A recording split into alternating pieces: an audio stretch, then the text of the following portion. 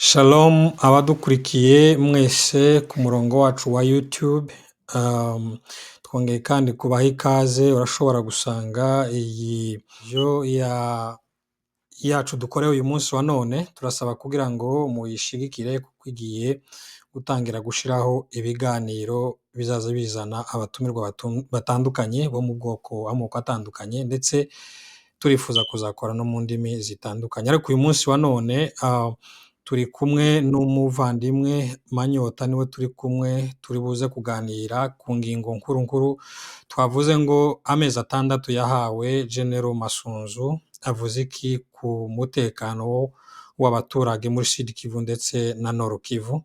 Ikindi jambo turi buze gukoraho cyane ni twirwaneho, M23 ndetse na Red Tabara nibo bateje umutekano muke mu karere. Ivyo turaza kumenya, ariko turabikura muri iyi audio yagiye icicikara hanze hirya no hino ya General Masunzu, kuba yaravuze kuko ari bo bafite uruhare, niko natekereza kuko bafite uruhare mu mutekano muke. Reka rero tuyegereze umuvandimwe Manyota, turakwiyegereje hano muri studio zacu. Murakoze cyane kutwiyegereza. Iminsi yari ibaye myinshi ariko myinshi cyane. Uhugiye mu biki? Ubu twebwe hano iwacu ni mu mbeho. Twese natwe turayifite, gusa iyacu ntabwo ingana n'iyaha iwanyu, ariko natwe turayifite itangere. Twari tugize igihe tutaganira, ariko mu by'ukuri tugiye kuganira. Ikiganiro cacu cyane kiribanda ku magambo yagiye agarukwaho n'abakuru b'igisirikare cyangwa se na General Masunzu ndetse n'abandi babitakwira. Turi buze kugera muri izo ntambwe zose turebera hamwe umutekano w'abanyamurenge ukomeze nuko wifasha ubu nyine n'igikurikiye imbere, kuko aratutumba intambara cyangwa se kuba amagambo ari menshi ashobora guteza abantu impagarara nyinshi cyane. Rero tudatinze, reka tubanze tukubaze ijambo rishobora gusasira ikiganiro cacu. Masunzu, ku batamuzi, mu minota mike nk'itanu, Masunzu ni muntu ki? General Masunzu ni muntu ki? General Masunzu ni umusirikare ubarizwa mu ngabo za Congo FARDC. Akaba ari umusirikare uri ku rwego rwo hejuru, mu rwego rw'abajenero. Buri gisirikare bagiye bagira ibyiciro. Hariho icyiciro c'abajenero, hakaba icyiciro c'amaofisiye superieur, hakaba icyiciro c'amaofisiye subalterne, hakaba n'icyiciro c'amasous-officier de première classe na deuxième classe, n'abakaporo n'abasolda. Rero ari mu ciciro ca nyuma, urwego rwo hejuru rwa gisirikare rwabo bita w'iciciro ca legenero. Ariko nanone nabo muri ba genero bagiye bagira ukuntu batandukanye barutana. Hatangira general de brigade ufite inyenyeri umwe, general major ufite 2 na lieutenant general ufite 3 na general furu ufite inyenyeri 4. Ano kuvuga ngo arahaja guheka afite inyenyeri 3, lieutenant general. Ubwo ni mu buryo bwa grade, ariko nanone agasubira bari umusirikare ukomeye mu buryo bwa fonction. Fonction nayo afite unyine n'umuyobozi wa 3e zone de défense. Muri Congo hariho zone 3, hariho première zone iba muri west, hakaba deuxième zone de défense ariyo yavuyemo yarangiza igihe kinini ayobora. Ubu akaba yaraje muri 3e zone de défense iri muri est, ireba province ya Sud Kivu, Nord Kivu, Manyema, Ituri, Chopo, Hotwele na Bazwele. Muri make ko nshobora kumuvuga ni muri ubwo buryo. Urakoze cyane. Ntabwo mu by'ukuri ntituri butinde. Mu minsi ishize wakurikiranye wenda speech yiwe kuri, wenda ntitwabashe kuzana amagambo yavuze abantu barayakurikirana hirya no hino, avuga kuko bahawe misiyo kandi iyo misiyo itoroshe ariko igomba gukorwa. Jewe nashaka ko tugaruka kuri iri jambo, iyi misiyo itoroshe ariko kandi igomba gukorwa atashatse kuvuga cane, ni iyihe wewe watekereje ko ari iyihe? Ntiyashatse kuvuga ariko yarayivuze. Bamutumye muri Est cyane cyane muri Nord Kivu, harimwo habera intambara ihuza igisirikare ca FARDC na M23 RDF.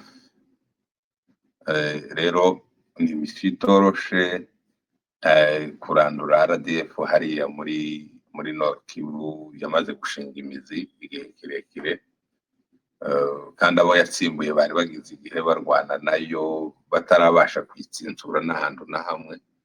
Urumva rero kuba bari bamuzanye ngo ari uwitsintura hariya, ni misiyo yavuze kuko ari misiyo itoroshe ariko ishoboka. Muri we azi ko agiye gukora akazi gakomeye ariko azagashobora. Byumvikane neza kuko ni umuntu w'umusirikari, ari determine kandi yizeye intsinzi. Ni nabyo byiza ko umuntu wenyine ubwiwe yiremamwo icizere, azi ko n'ubundi ni akazi kagoye. Intambara, kuyobora urugamba nka ruriya biragoye, ariko bitewe n'imbaraga wenda afite bamuhaye zo gukoresha kugira ngo atsinde, yavuze kuko biri possible kuko ruriya rugamba bashobora kurutsinda. Akiri aho mu ijambo yavuze, General Masunzu yavuze ko ari M23 na Twirwaneho ndetse na Red Tabara, ni ukuvuga ngo yabashize muri box imwe. Ni ukuvuga ngo byumvikane ko mu gihe yavuze M23, Red Tabara ndetse na Twirwaneho, ni ukuvuga kuko na misiyo ikomeye ni ukugira ngo arwanye cyangwa se arimbure n'abo bantu bose barimo ayo magurupe atatu yavuze. Ushobora ukoresheje terimi itari nziza kurimbura, ariko ntekereza kuko intambara iri muri Sud atari iri muri Nord, ni ibintu bibiri bitandukanye. Muri Nord ni agresiyo y'igihugu cy'ikibanyi cy'u Rwanda kirimo gikorana n'umutwe wa M23. Ni intambara itoroshe, ni intambara y'igihugu n'ikindi. Rero umusirikari burya iyo agiye muri misiyo agenda bamuhaye imisiyo azakora uko izaba imeze n'igihe izarangirira, cyangwa se bakayigira dire irendetermine bitewe n'ibibazo bamuhaye biri imbere yiwe. Buriya hariho mapu za gisirikare ziba zerekana ahantu hose muri teri yagiye kuyobora, haba hariho amaka n'amapozisiyo. Buriya hariho ka militaire na pozisiyo militaire, ni ukuvuga ngo kandi ikintu kiba kiri aho kiri permanent gihoramo abasirikare buri gihe, naho pozisiyo ni ahantu abasirikare bashobora kuja mu gihe runaka, hariho situation runaka byarangira bagasa kandi bakahaba. Rero muri mapu za gisirikari bamwereka ahantu hariho amaka militaire, bakamwereka ahantu hariho za pozisiyo, bakamwereka aho umwanzi ari na pozisiyo ziwe uko ameze n'uko imbaraga afite n'ubushobozi afite n'abazarwana. Hariho intambara zimwe ashobora kurwana mu buryo bwa diplomasi, hariho izindi ashobora kurwana akoresheje amasasu. Ntabwo intambara zose ziri hariya azazirwana kimwe. Ntabwo uko intambara ihirwanwa muri Nord Kivu ariko izarwanwa no muri Sud. Ntabwo uko barwana na Twirwaneho ariko bazarwana na M23 RDF. Ntekereza niyo bose yavuze kuko aje kubarwanya, ariko kuva yagera hariya nta munsi arasiba atarwanye na M23, ariko nta munsi mwari mwumva kuva yagera muri Kisangani ko hari umunsi yarwanye na Twirwaneho. Niyo mpamvu rero abantu badashobora kwama birukankira kuvuga ngo bavuge ngo yarabivanze byose, ariko reba imbaraga yakoresha kuri byombi, reba operasiyo zimena hariya n'iziri iwacu, niho wumva kuko tureke kureba amagambo yavuzwe n'umuntu w'umusirikare wo kuri ruriya rwego ku itangazo, ahubwo tuba tureba ibikorwa n'ibyo bikenewe kurusha kureba ibyavuzwe. Kandi buriya afite uburyo bwo gukemura ikibazo cyo muri sida mu buryo bumworoheye cyane kurusha ikibazo cyo muri nord. Ntekereza kuko misiyo yavuze iri difficile niyo muri nord, ariko ntabwo ariyo muri sida. Bo biterwa n'abantu wenda ba katarizeri baba bashaka kurungamo ibirungo no kuvuga ibindi, ariko ndizera kuko bariya basirikari bari hariya batarimwo ukuboko kw'abaturanyi b'abanyamahanga b'u Rwanda ngo babe hariya. Ibyo ari byo byose iriya ntambara yari iri hariya muri iriya misozi iwacu, bafite ubundi buryo bazayaranja kandi igakemuka neza.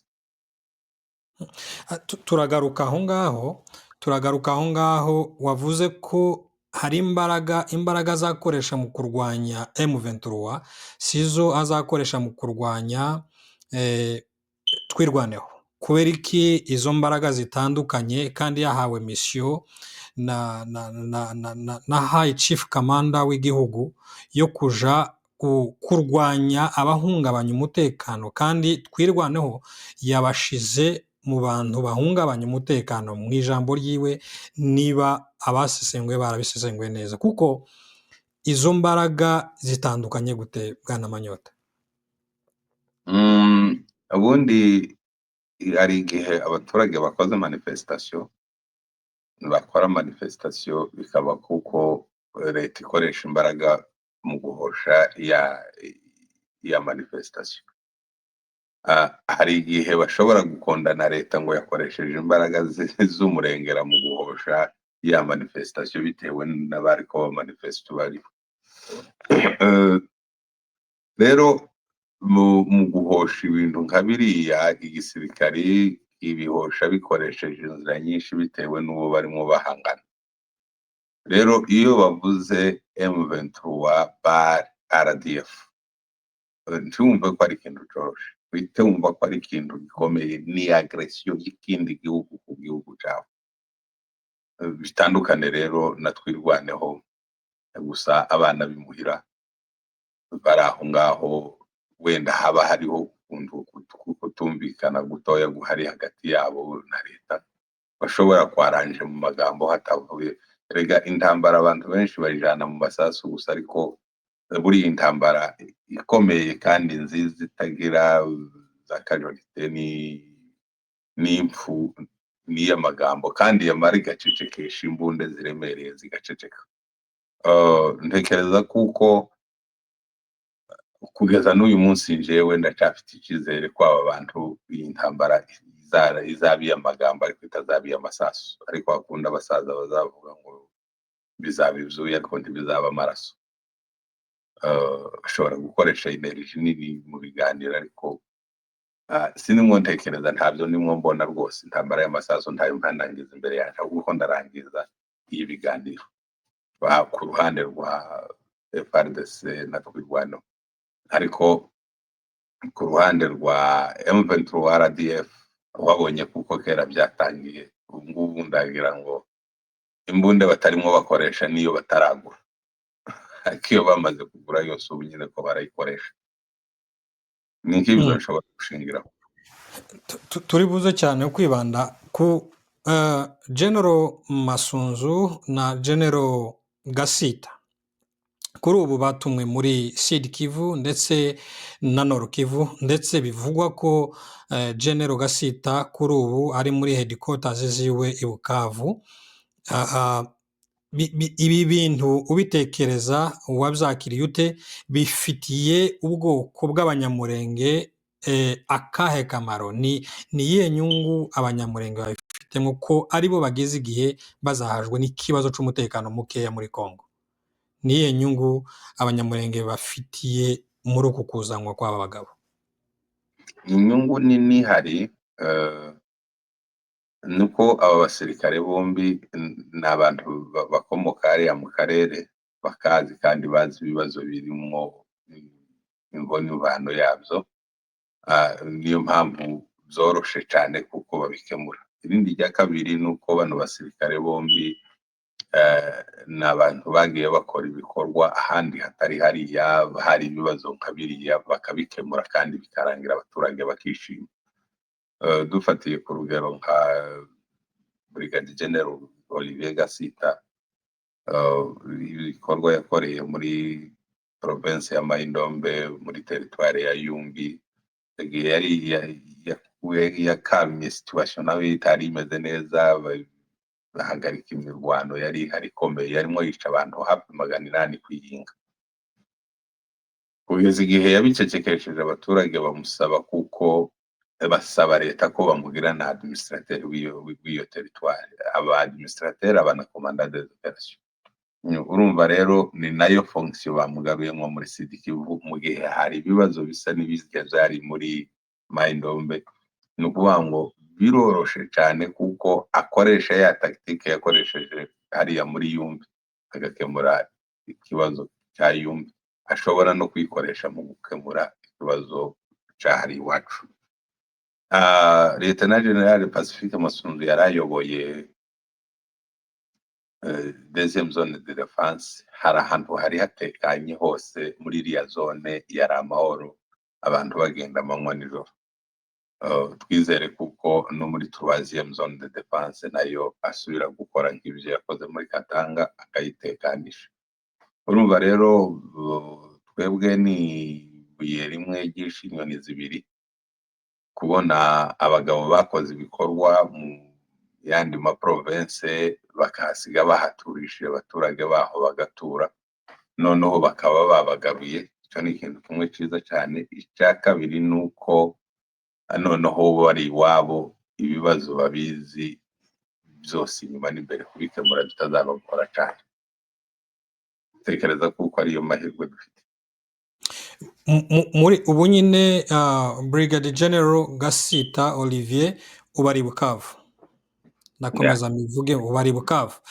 Ntiyaba ari umutego aba bagabo bombi bashobora kuba batezwe na leta, kuba umwe ari Bukavu undi akaba wenda headquarters ziwe zizaba, ndibaza kuko zizaba za Kisangani, ariko se aba bantu bombi b'abanyamurenge batumwe mu ntara imwe kandi ari abagabo bakomeye kandi bazwiho n'ubutwari rwose, tunabibashimire, ntabwo ashobora kuba ari umutego leta yabateze kugira ngo ibo ubwabo bazamarane? Ijambo rya mbere hariya ni muri eneo irimo intambara zikomeye, leta itopfa gukinisha gusa ngo ije kuhakinira imikino ngiyo. Kandi simoni impamvu leta ije gutega abasirikare bayo imitego ifite niyo nayo yatezwe. Icyo cyo gutekereza ngo ni imitego, ko atari abanzi ba leta ahubwo ari abakunzi ba leta. Leta irabategera imitego ku basirikare bayo bo ku mutima, bayikoreye imirimo myiza bagabasha gusekiriza ibice bari bayoboye. Urumva kuko tureke kuvuga ngo leta yabituye cyangwa se yabiyambaje kugira ngo basore bayifashe, kuko ubu nyine leta niyo ifite ikibazo. Nka perezida abaturage baramubwira ati watwijeje sekirite, none sekirite watwijeje irihe ko abantu bashize? Hanyuma muri ibyo bibazo zo muri Nord Kivu, miliyoni 7 zahunze mu byabo, imijyi nka za Bunagana ntiheruka, na za Rucuro na za Kanyabayonga na za Masisi centre. Uriye yo gukoresha imbaraga zo kurekipera iyo mijyi, ikoresha imikino yo gutega abasirikare bayo imitego. Icyo kibazo ntabwo cyumvikana rwose, nta mitego irimo, ahubwo ni inshingano zikomeye babahaye kubera icyizere babagiriye. Hari igihe iyo mpuzambora nk'abasirikare kera babaga ari abarashi b'imbunda kayirasa neza, bageze bamuhoza mu mirwano kubera kuko ari umusirikare mwiza w'umurashi, bakazaguma kumujyana ahantu ntaruhuke kubera nyine kuba ari umusirikare w'intungane. Rero niko nari amakomandazi ubona n'ubu barangije iki kibazo cyo muri noro havumbuka ikindi bakabatumayo kubera kuko babazi kw'ico kintu. Biravugwa ko nanone turacari ku mutekano w'abari muri Sud Kivu na Nord Kivu. Biravugwa ko mu ntambara zose General Masunzu yarwanye kandi agasakisidinga, yari ari kumwe n'abasore, navuga ko ari abasore b'abanyamurenge ntidutinye kubivuga, barimo n'aba ba Colonel Makanika, ba Charles. Aba bantu ntibakiri kumwe nawe, kandi unagereranyije no kureba byonyine, afite abanyamurenge bangana iki muri abo bantu agiye kuyobora mu kurwanya intambara, mu gihe yaba nta banyamurenge afite kandi abamutizaga imbaraga ari aba bantu yashize muri box imwe yo kuba barimo barahungabanya umutekano. Ubu ni intambara azayivamo zoroshe? Birasekeje, ntabwo nta basirikare b'abanyamurenge babaho. Murenge si igihugu, ntabwo iki kitwa gute ico gisirikare c'ikinyamurenge, ico ntakibaho.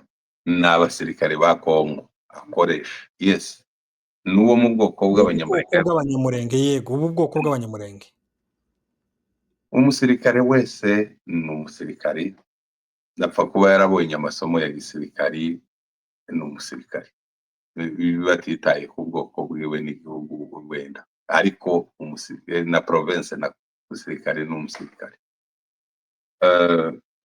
Nimba ico gihe kubera impamvu runaka bisanze ahantu bonyine ari abasirikare b'abanyamurenge bagatsinda urugamba, n'ico gihe nyine ico carabaye kandi caratambutse. Ubu turi mu kindi gihe yuko amoko yose yo muri Kongo ari mu gisirikare ca FARDC, akorera munsi ya komandema ya FARDC n'umugaba mukuru w'ikirenga, komanda supreme, ariwe perezida wa repubulika.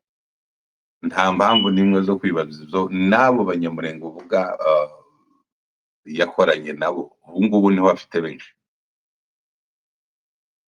Abantu sinzi ahubwo ukuntu baza babara, ariko uharuye neza ubu niho afite benshi. Ufashe abanyamurenge bari muri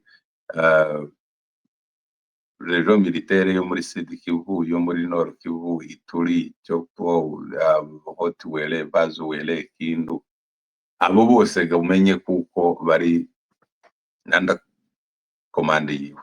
Hanyuma uza kubivuga uyu munsi mu watwaye tuvugana gutya, agasita zwe komanda rero mu mabatayo n'amabrigade baruze abasirikare b'abanyamurenge hirya no hino muri ariya province tumaze kuvuga, bafite benshi, ndetse ntekereza ko ubu nyine ariho ashobora kuba afite benshi kurusha abo yari afite cyane.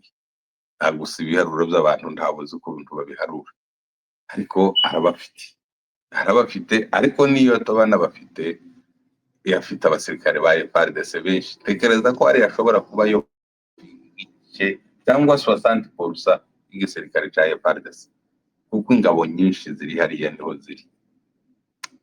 Icyo si cyo rwose. Yego, ndumva ikiganiro kirimo kiraza kigana ku musozo, ariko kandi reka tuje kuri iri jambo rya Bitakwira. Bitakwira ni umuntu uri hafi ya perezida. Bitakwira ni umuntu wishikira kuri perezida. Uzi ama hate speech yiwe ya Bitakwira yagiye avuga ku bwoko bw'abanyamurenge cyane, ariko kuri ubu nyine Bitakwira yavuze ijambo rikomeye ushobora kuba riteye ubwoba. Ay'amezi 6 yavuze yahaye General Pacifique Masunzu yo kuba intambara yarangiye. Ibi bintu ay'amezi 6 ntibigaruka muri uyu mutego wo kuba uyu mugabo ashobora kuzarangiza urugamba afunzwe cyangwa se agiriwe nabi kubera kuko atageze kuzo leta yamutumye.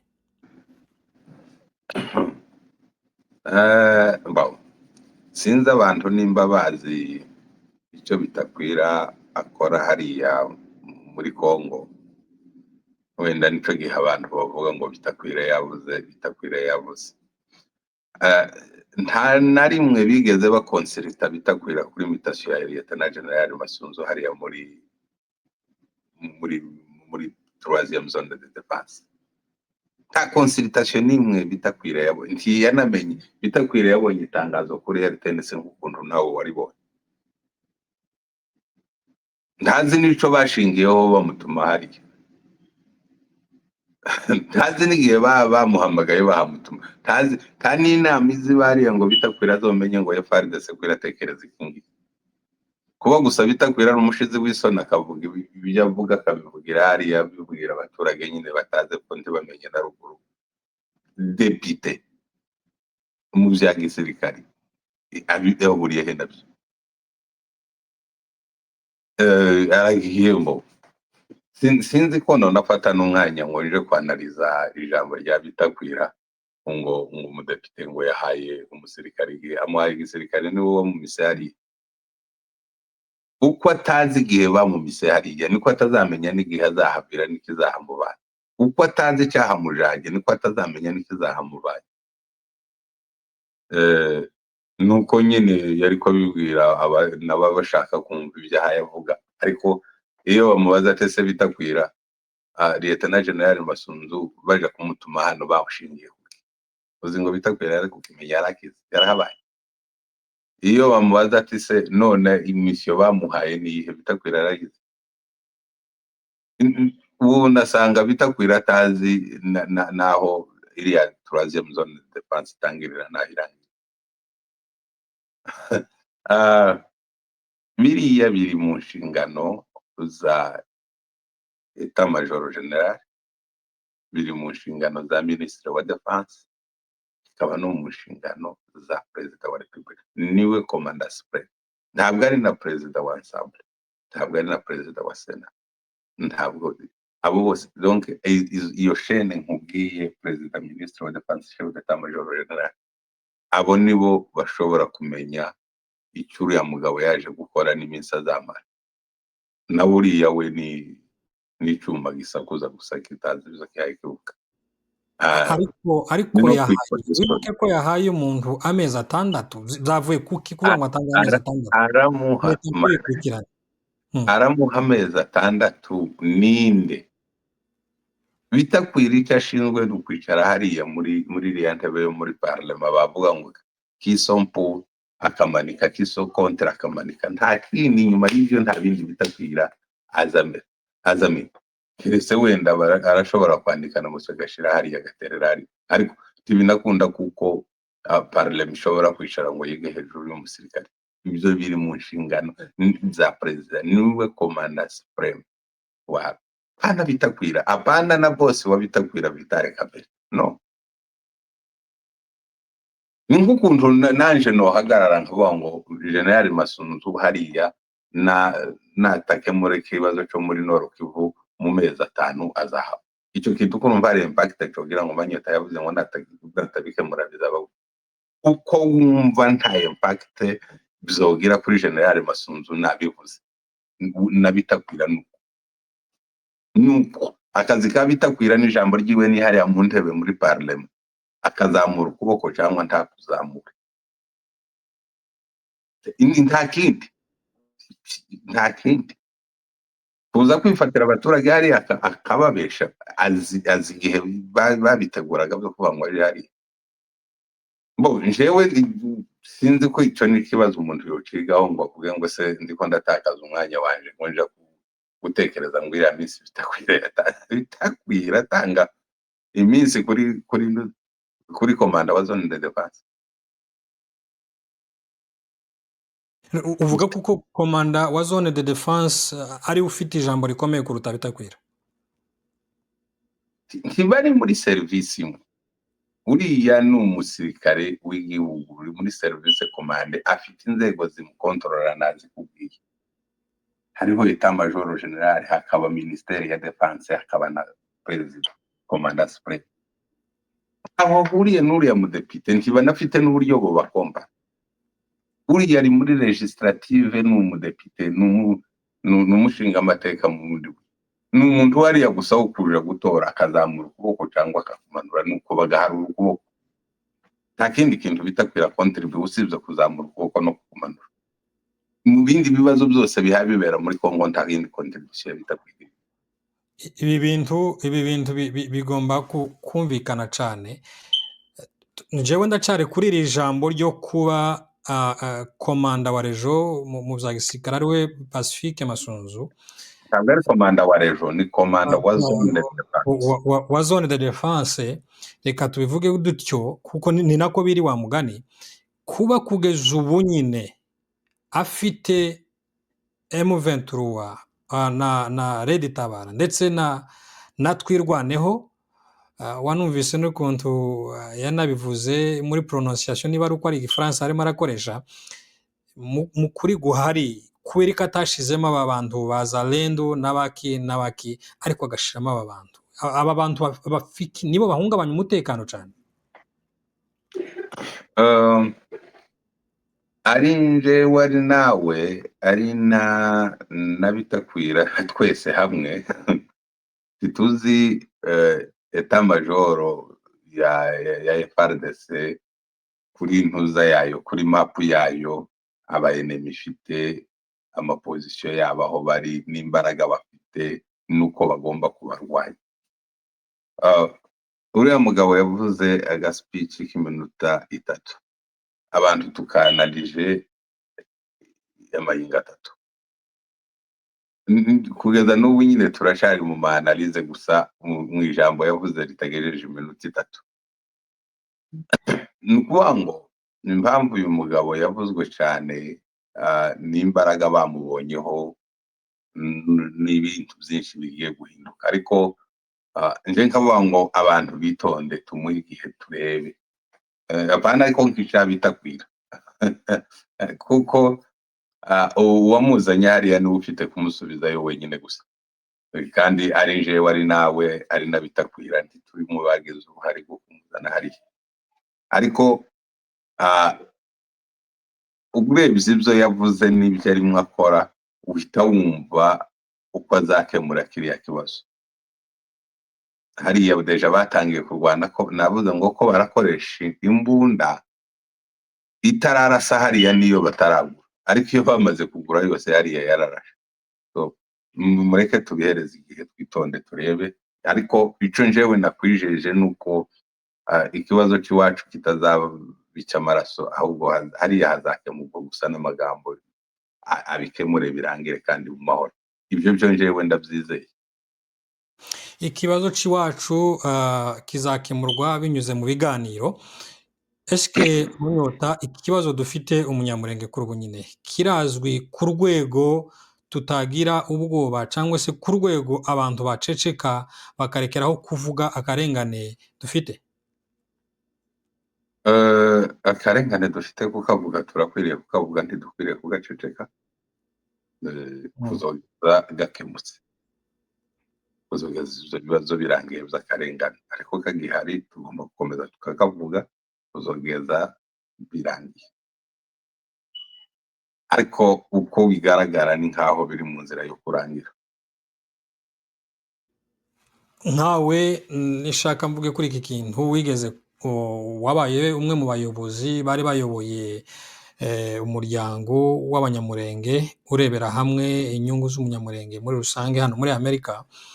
Iki kibazo umunyamurenge afite cyo kwicwa umunsi ku munsi, ndibaza ko hari ibiganiro twigeze dukorana mbere, nubwo tutabikomojeho cyane, ariko iki ni ikibazo gisaba imbaraga nyinshi. Iki kibazo cyaba gifitwe nande cyo kuba cakwitwarirwa muri leta runaka ndetse no muri ONU, gifitwe nande? Cyaba gifitwe na Mahoro Peace Association, cyaba gifitwe nabo bavuga kuko mu banyamurenge bafite ijambo ndetse bakoze no muri leta? Iki kibazo gifitwe nande? Ninde ugifite ku meza mu buryo cakurikiranwa kitabanje kuja hirya no hino? Icyo ni ikibazo cyiza cyane kandi kiri mu byaduteje ibibazo. Ni ukwibaza ngo si ikibazo cy'abanyamurenge gifitwe nande? Igisubizo cyoroshe kandi gitoya ni uko ikibazo cy'abanyamurenge gifitwe n'umunyamurenge wese. Nimba ico umunyamurenge ahayazira uno munsi hitotoranya uwo ari we wese, ni ukuvuga ngo twese tugifite mu ntoki, ntawe ufite hanini, ntawe ufite hatoya. Ico dusabwa rero ni uguhora tuganira, tuvugana ikibazo cokemuka twese dushizemo imbaraga zawe, imbaraga zanje, imbaraga z'uriya uri muri leta, imbaraga z'uyu uri muri rebellion, imbaraga z'uyu uri muri diaspora, imbaraga z'uyu nguyu uri mu gihugu, twese tukazivanga tukazishira hamwe tugakemura ikibazo cy'iwacu. Impamvu ikibazo cy'iwacu kitugora nuko tugifata tukagiherereza kuri bamwe tukumva kuko aribo bagomba kubikemura, abandi tukaba basinda bibazwa tukiyicarira, cyangwa tukumva hari abo tugomba guheza mu gihe cyo kubikemura, noneho kigagira n'abandi bagomba gufata umukingi bonyine bakagikemura. No, ikibazo cy'abanyamurenge kireba abanyamurenge bose, tugomba kwitsa ubumwe bwacu malgré tendance politike zitandukanye, dutuye mu bihugu bitandukanye, dukorera hatandukanye, ariko twese tugasenyera ku nyungu zo kugira ngo dutekane tugire amahoro mu gihugu cyacu. Unite yacu nk'abantu bafite ikibazo irakenewe, tugafasha abari muri leta bafite imbaraga zo kuba bogira ico batumarira, tukabereka n'uburyo bodufasha n'uburyo bokemura ikibazo cyacu. Ico nico gikenewe. Si umwanya wo kuvuga ngo runaka ngo niba ufite ikibazo, kuko nta munsi n'umwe twicaye ngo dutore umuntu ushinzwe kudukemurira ibibazo. Ikibazo iyo kibaye kuri communauté cyangaje communauté yose, umukuru n'umutoya, twicara hamwe tugashakisha solution. Rero aho ibintu bipfira nuko hari bamwe bihereza akato bakavuga ngo si ibyacu, hakaba n'abandi biha monopole yo kuvuga ngo ni ibyabo. Abo bo biha akato baba bakoreye amakosa abandi, n'aba biha monopole nabo baba bakoreye amakosa abandi. So igikenewe niki nuko ntawugira monopole kuri communauté, nuko nta n'uwiha akato kuri communauté. Twese tugomba kubasude tukaba umuntu umwe tugakemura ibibazo by'iwacu.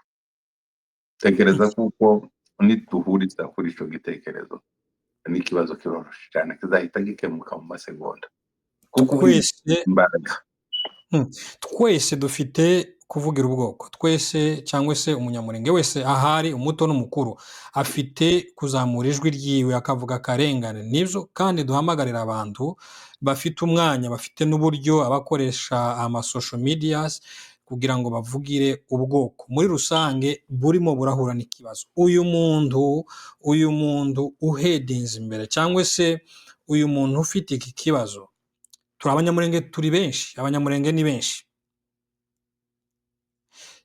Ni bande ni bande bari imbere y'abandi kugira ngo aba bose bavugira ku ruhande babashe kumvikanisha ikibazo ariko bafite umuntu barangaje imbere?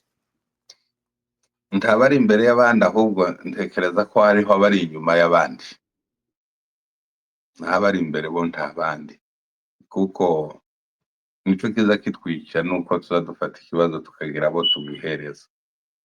Kuko iyo kibaye ikibazo ca communauté ntikiba kikirebye gender ngo kivuge ngo abagabo cyangwa abagore, cyangwa kigira ikintu ca generation ngo abasore cyangwa abasaza, ikintu c'amasitati ngo abasirikari cyangwa ngo abapasiteri. Ni umunyamurenge wese. Impamvu mvuze ngo ntabari imbere ariko hari abari inyuma. Abari inyuma ni ba bantu birirwa batukana, oriyo yo kuvuga ngo tuvuge ikibazo gihari, iwe akirirwa avuga undi muntu. Ku rugero nivuge Manyota akamahera ku kwino, akazamuka akagera mu ivi, akagera mu nda, akagera ku bwanwa, akagera ku maso, akagera ku musatsi, arimo avuga kuko hari ubusembwa afite. Aho kuvuga ikibazo ubwoko bufite, akavuga ikibazo kiri kuri jewe individu, kandi turi mu kibazo cya community.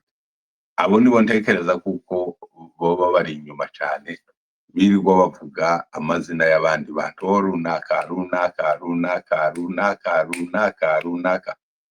Ibyo tugomba kubirenga tukaja mu kintu cyo kuvuga ngo njewe ndabona iki kibazo cokemuka gutya, tukarundanya ibitekerezo tukabishebangura. Hari wenda hari ibi byose tuza tuvuga tutarumva umuntu uvuga ikintu gishobora kuba cozana solution ya kiriya kibazo dufite. rero mu magambo menshi abantu bavuga ay'ibitutsi yo ni ay'imfabusa, ni nayo mpamvu navuze ngo niyo aba inyuma y'abandi.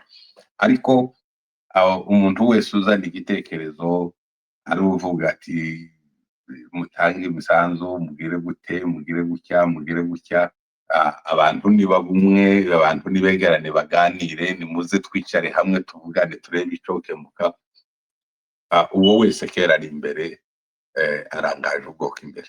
Ni ikintu buriya catugoye kandi gikomeye cabase ubwoko bwacu, ni ukuntu twogera imyaka ukorera ku myaka umunani turi mu ntambara, ariko nta munsi n'umwe turabasha kwihuza twenyine ngo tuganire. Ikintu kiza kintangaza, hari abantu bacu bamwe baza bikubita ku gatuza bakavuga ngo abanyamurenge ni abanyabwenge, ariko byarantangaje bamwe baza baseka abapfurero n'ababembe ngo nta bwenge bagira, ariko ibo biroze bishambuke na mayi barakoroganya ya kutumba bahita baza umugoroba umwe baba barabirangije. Ariko twebwe tugize imyaka twirwana bitavugana na Gumino, tugize imyaka Amahoro na Mutualite bitavugana, tugize imyaka harabaye utudumbi. Utwo twose buri mu twatumye dusubira inyuma, ntitwayatambuka ngo tuje imbere. Ifo ko utwo tuntu twose tutwihorera tukaza tukaganira, kandi ndabizi ko umunsi twohura tukaganira twenyine nka kominote yacu, tukerekana utuntu twose dushobora kutuzanamwo ibibazo, tukadushobora tukaduta, abantu bakazana ibitekerezo biyunguye bizima. Turi abantu bagira abantu b'abahanga bazi gutekereza, tworara tuguye ku kintu gishobora kuzoduhesha amahoro igihe kirekire, kandi kuko imbaraga twarazibonye turazifite mu buryo bwose, dufite ubushobozi, dufite ibintu byinshi bishobora gutuma uno munsi tuba abantu bafite imbaraga kandi bafite amahoro aduturutsemo kuri twe twenyine twabikeneye. Amahoro ntivugana na Mutualite ndetse abari hirya no hino ntibavugana, nico giteje impungenge cyo ikibazo c'umunyamurenge tutagera kuri solution irambye. Ariko ngiye kukubaza, iminota twihaye irarangiye, ariko unemerere dufate iminota 5 cyangwa 6 ntidutinda kuri iki kintu. Uri umuturage kandi wigeze kuyobora umwe mu muryango w'abanyamurenge ariwe Mahoro Peace Association hano, ariko iki kibazo ndakikubaza nk'umuturage utarabaye umuyobozi. Kugeza ubu nyine tuzi ko manda yarangiye, manda yararangiye, ubu nyine hakagombye kuba hariho amatora y'amahoro. Nkawe umuturage, kandi irangira harabanje gushirwaho imyaka 3, mbese ku myaka 2 wongeraho umwaka umwe, nayo yararangiye. Utekereza kuko ari iki gitera kutaba amatora y'amahoro aba, kugira ngo abaturage bitorera umuyobozi wongera kandi kubayobora kimwe n'uko wari uhari yabayoboye? Nayikubaje nk'umuturage utarabaye umuyobozi. Ni wowe ubinkibukije kuko manda yarangiye. Jewe nk'umuturage mperuka ntora, nyuma yo gutora sinari nzi kuko manda yarangiye, ariko ico ni ikibazo coroshe cyane wobaza ubuyobozi executive y'amahoro, ukababaza nyine niko manda yarangiye byagenze gute. Bashobora kuba bafite ukundi babipanze bakabigusobanurira, ariko nkanje umuturage usanzwe rwose ntaco mbona nosubiza kuri ico kintu. Jewe ndi umuturage uyoborwa kandi nkaganuka ngakora ibyo ubuyobozi bwantegetse. Kugeza ubu nyine rero njewe ntegereje ikizava ku buyobozi nyuma y'ico ngico. Sinakubesha ngo namenye impamvu n'ibiki, kuko sindi muri executive y'amahoro, urabizi neza. Ubu nje ndi muri bajya abaturage bayoborwa. Nibambwira ngo amatora azoba uyu munsi, nzitabira ku birori by'amatora nje gutora. Ariko numva byari bibaye byiza wewe wari kutubariza ubuyobozi wowe wabitekereje, wageze ico gitekerezo cyo kubibaza. Nzabashaka tuvugane nabo tumenye uko byifashe. Wewe ngaruke nk'umuntu wabaye umuyobozi, iyo mwageraga igihe cyo kuba manda igiye kuba renuvele, mwabikoraga gute? Mwabimenyeshaga abaturage mu gihe kingana iki? no uko bikorwa kandi ngira ngo n'abandi niko bose niko babikora niko bigenda. Komite executive ihari itegura amatora ya bodi baza batorwa na assemblée générale. Rero iyo bamaze gutora bodi ihita ihinduka komisiyo y'amatora igategura amatora ya executive.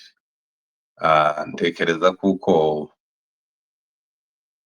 ni bodi itorwa n'aba state representative, hanyuma noneho executive igatorwa n'abaturage bose bo muri Mahoro Peace Association. Ni ukuvuga ngo komite executive imwe itoresha bodi, abaturage bandi basanzwe ntabwo bimenya gusa bari abantu bo muri assemblée générale. Ariko noneho iyo bodi igiye gutoresha komite executive ishyiraho itangazo, igashiraho calendrier, abantu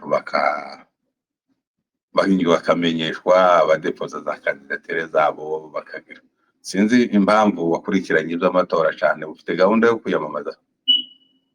Oya, jewe ndahandi nyine, ariko bon nuko natekerezaga kuko nabyo bitegerezwa kuvugwaho, kuko abantu baba bakeneye kumenya uko bimeze. Ariko ndagushimiye ku kiganiro twakoranye nawe, kandi nizere kuko n'ubutaha tuzongera kandi tukaguhamagara kandi ukatwitaba. Ijambo rya nyuma rero usezera abantu kandi n'inama n'ubutumwa waheza abantu mbere yuko dusoza mu minota 2.